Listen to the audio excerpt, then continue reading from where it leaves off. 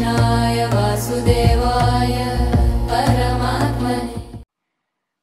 ప్రియ భక్తులారా, క్లుప్తంగా కార్తీక పురాణం కార్యక్రమానికి స్వాగతం. పవిత్ర కార్తీక మాసంలో ఇవాళ 21వ రోజు. స్కాంద పురాణాంతర్గత కార్తీక పురాణ ఆధారంగా ఈరోజు మనం 21వ అధ్యాయ వివరణ సంక్షిప్తంగా తెలుసుకుందాం. వశిష్ఠ మహర్షి జనక మహారాజుకు తన ఉపదేశాన్ని కొనసాగిస్తూ మరొక ఉపదేశాత్మక కథను ఇలా చెప్పారు.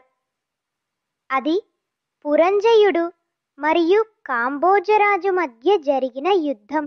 పురంజయుడు అనే మహారాజు ధైర్యానికి గర్వానికి ప్రసిద్ధుడైన పరాక్రమశాలి. ఒకసారి అతను కాంబోజరాజుతో యుద్ధానికి దిగాడు. ఆ యుద్ధం భయంకరంగా సాగింది. ఇరువైపులా అనేక మంది వీరులు ప్రాణాలు కోల్పోయారు. చివరికి పురంజయుడు ఓడిపోయాడు. రాజ్యం కోల్పోయి గౌరవం చెదరిపోవడంతో తీవ్ర దుఃఖంలో మునిగిపోయాడు పురంజయుడు. తన సైన్య నాశనం మాత్రమే కాదు, తన ప్రతిష్ట కూలిపోయిందన్న వేదనతో చింతించాడు. ఆ ఓటమి తాపం భరించలేక పురంజయుడు తన కుటుంబ గురువుని దర్శించాడు. శాస్త్రజ్ఞుడు, దయాస్వరూపుడైన ఆ రాజగురువు ఆయనను సాంత్వనపరిచి ఇలా అన్నాడు: ఓ రాజా, బలము వ్యూహము విఫలమయ్యినప్పుడు శరణాగతి సాధించదగిన శ్రేష్ఠ ఆశ్రయం ధర్మం, భక్తి, తపస్సు. కార్తీక మాసం వంటి కాలం మరొకటి లేదు. దుఃఖంలో ఉన్నవారికి తిరిగి బలాన్ని ఇచ్చే పుణ్యకాలం ఇది. పరమశివుడిని, విష్ణుమూర్తిని ఆరాధించండి, దీపాలు వెలిగించండి, దాన ధర్మాలు చేయండి. భక్తి శ్రద్ధలతో కార్తీక వ్రతాలను పాటించండి. వాటి ఫలితాలను సమస్త ప్రజల మంగళార్థం అంకితం చేయండి. ఇలా చేస్తే మీ మనసులోని గాయాలు మానిపోతాయి, మీ విధి మారుతుంది. గురువర్యుల మాటలు పూర్ణజయుడి హృదయాన్ని తాకాయి.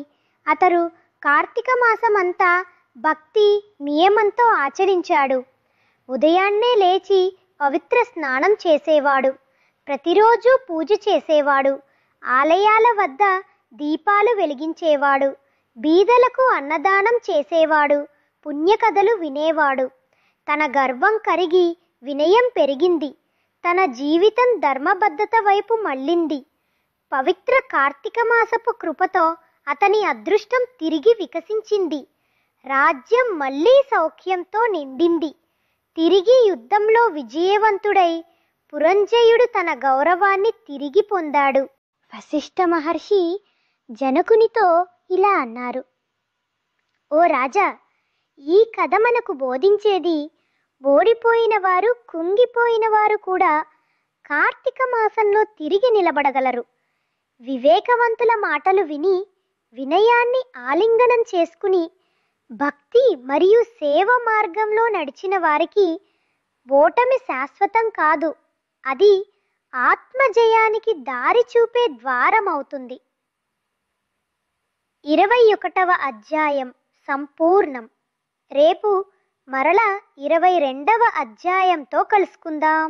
कृष्णाय वासुदेवाय